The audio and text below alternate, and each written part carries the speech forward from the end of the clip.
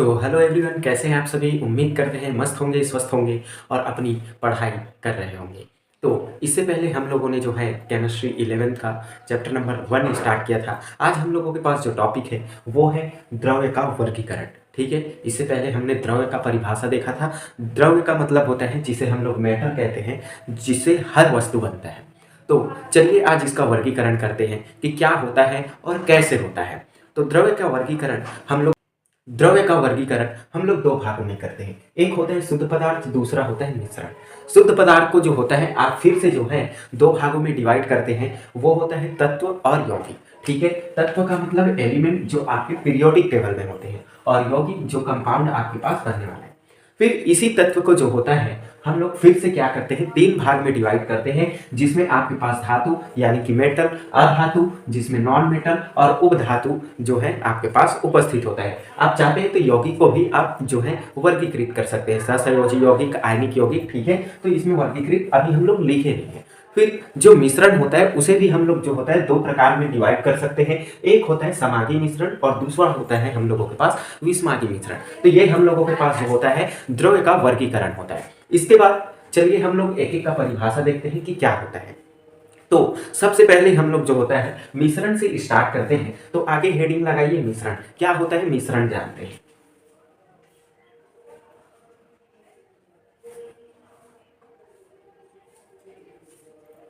English में जिसे mixture कहते हैं, मिश्रण जानते हैं। तो दो या दो से अधिक पदार्थ के मिश्रण या मिलकर जो हमारे पास जो पदार्थ का निर्माण होता है उसे क्या कहते हैं, मिश्रण कहते हैं। तो यहां परिभाषा लिखेंगे, दो या दो से अधिक पदार्थ, दो या दो से अधिक पदार्थ। ठीक है, दो या दो से अधिक पदार्थ जिसका अनुपात समान हो क्या कहलाता है, मिश्रण कहलाता है। अब यही मिश्रण दो प्रकार के होते हैं। अब अनुपात कहने का मतलब, अब फॉर एग्जांपल समझिए, ये आपके पास एक जो है परख नली, ये एक आपके पास पात्र है। ठीक है, अब इस पात्र में हम लोगों के पास क्या है, जल भी उपस्थित है, जिसमें H2O होता है, H2O जल जिसे वाटर कहते हैं। अब इसी में हम लोग क्या करते हैं, कोई अन्य पदार्थ जैसे शक्कर डाल देते हैं, शक्कर, शुगर। तो इसे हम घोल देंगे तो हमारे पास जो बन के आएगा वो क्या होगा, मिश्रण होगा। ठीक है, ये समझ में आया। तो मिश्रण कैसे बनाया जाता है, तो ये मिश्रण जो है आपके पास दो पदार्थ मिलेंगे और जिसका अनुपात जो होता है समान हो भी सकता है और नहीं भी हो सकता है, ये डिपेंड करता है।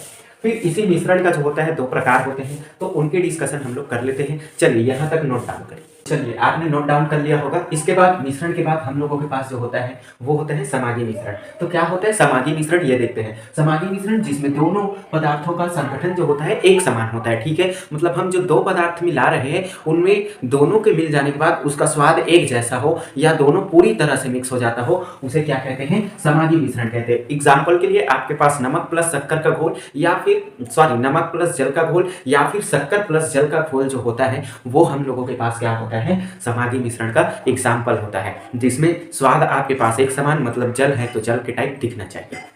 फिर होता है विषमागी मिश्रण। विषमागी मिश्रण में क्या होता है, दोनों मिक्सचर का संगठन एक समान नहीं होता। ठीक है, मतलब आप क्या कर रहे हैं, जैसे जो आपके पास जल है उसमें आप मिट्टी डाल दीजिए तो वो मिट्टी पूरी तरह से नहीं घुलता, वो नीचे जो होता है तली पे बैठ जाता है, तो वो पूरे मिश्रण का संगठन आपको एक समान नहीं मिलने वाला।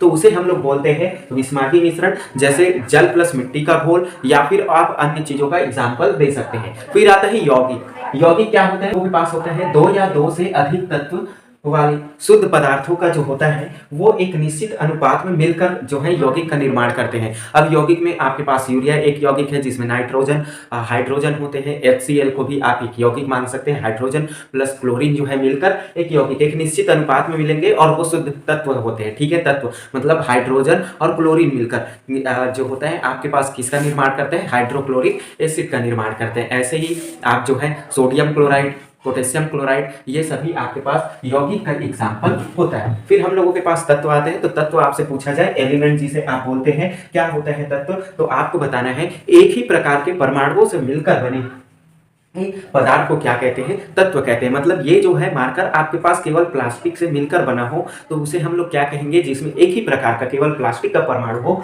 तो उसे तत्व कहते हैं। तत्व के बाद अणु आते हैं, तो परमाणु मिलकर जो होता है आपके पास अणु का निर्माण करता है। ठीक है, परमाणु जानिए किसी भी परमाणु वह सूक्ष्म कण होता है जो किसी भी रासायनिक क्रिया में भाग ले सकता है परंतु स्वतंत्र अवस्था में नहीं रह सकता, परमाणु कहलाता है। और परमाणु मिलकर अणु का निर्माण करते हैं। तो आप यहाँ तक की परिभाषा क्लियर रखिए। इसके बाद हम लोग जो है अपना रासायनिक संयोजन का नियम होता है वो पढ़ेंगे, और रासायनिक संयोजन के नियम जो होता है वो पढ़ने के बाद हम लोग मोल संकल्पना पढ़कर इस चैप्टर में जो होता है सांद्रता के पद, द्रव्यमान प्रतिशत, आयतन प्रतिशत, ऐसे करके अपना चैप्टर जो होता है वो एंड करेंगे। तो जय हिंद, जय भारत, पढ़ते रहिए, मस्त रहिए, स्वस्थ रहिए।